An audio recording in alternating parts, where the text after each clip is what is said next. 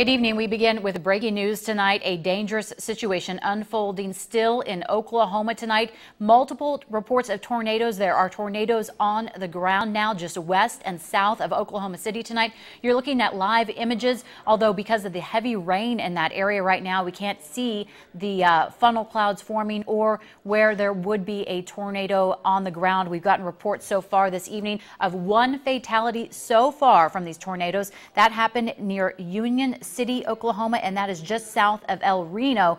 Both of those west of Oklahoma City and just off of I-40, Interstate 40 that is.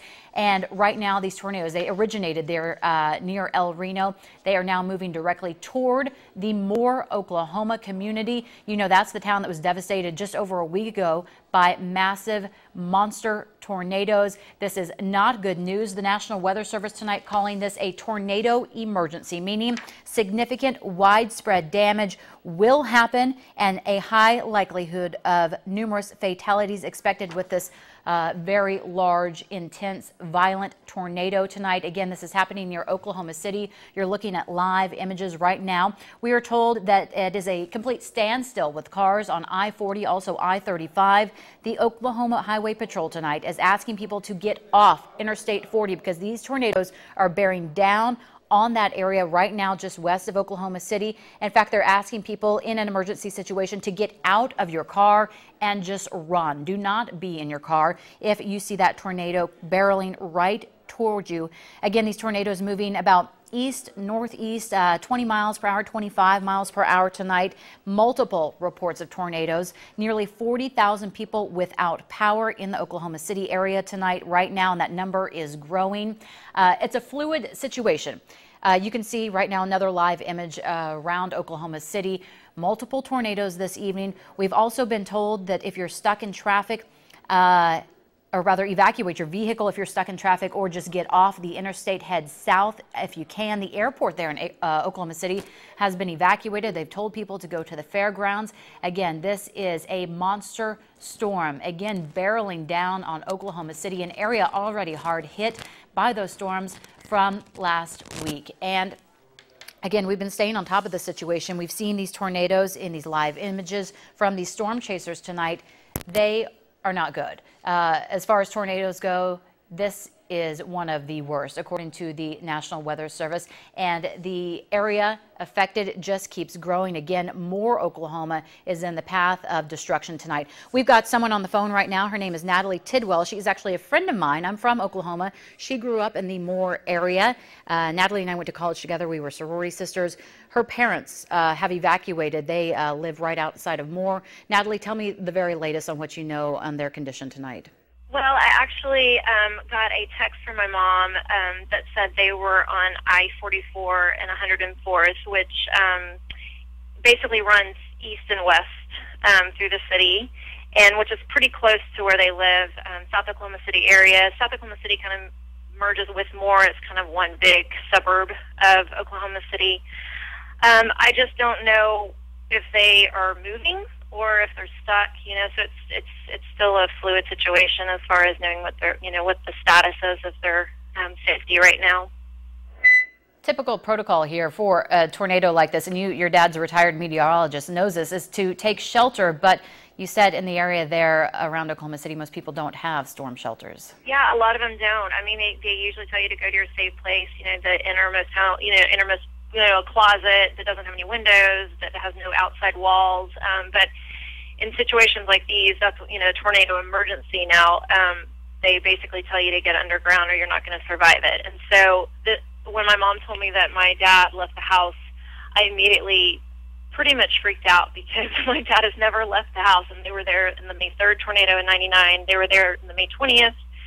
Just recently, and so the fact that my dad, who left the house to get away from it, put a real fear into me. So I just know it's a real volatile, really scary situation over there. This has been a particularly bad spring tornado season in Oklahoma. I don't remember tornadoes this bad ever growing up. I mean, that one back in '99 and more. But tell me from your perspective, I mean, how are you guys dealing with this? Yeah, I was actually just talking to a friend that grew up with me, and, like I said, the 99 tornado was like the one in my memory of being the worst one ever, and that was, I mean, most of them, the last one that you heard of like that was like in the 50s, and so I try to, when I explain to people, I'm like, this is not normal, and so we were talking about it that, I want to ask my dad. I mean, I feel like something's going on. Like, is there some sort of crazy, magnetic force that's happening, or something with the weather that's creating this really volatile situation? You just hope that this is not going to be something that we have to deal with every year. Natalie, you were telling me, just northeast of Tulsa there near Claremore, and you are either currently in a tornado warning or watch area? Warning right now. So that's why I told you that if my husband comes and grabs me to put me in a closet, I will have to go. But we're under a warning right now as we speak. But right now, I think as of right now, we're okay. But that is something. I mean, being in Oklahoma, growing up there, living there, that you always have to worry about. Tell us, for the people out here in California, they probably don't really understand, but the protocol is to go into the best shelter, whether it be a closet or an interior bathroom away from windows. Yeah, because, it takes off the roof and, everything comes down. And so the winds pretty much, you see a lot of these pictures of the disaster, of the debris, of what it leaves behind. And a lot of times you'll see these pictures of just a closet is left standing, and that's how someone survived.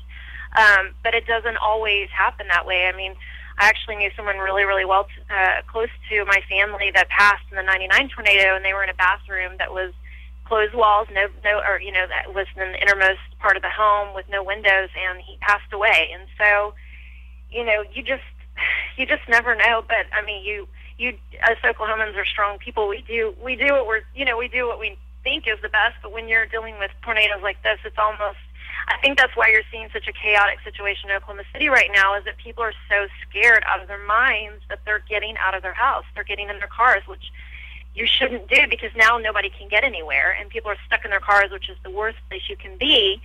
But when you're told that you have to get underground and you don't have a place to get underground, people are saying, well, the only thing they can think of is to run from this tornado, which is what my parents did, and which is just crazy to me, because it's my dad has never done that before, and he's a meteorologist and has lived, has dealt with them, since his 20s. So it's just a very, very scary situation. It is very scary, even watching from this far away. Natalie, thank you for being on the phone again with us tonight, and of course our thoughts and prayers are with you and your family and everyone there dealing with these tornadoes in Oklahoma tonight. Okay, keep us posted on everything.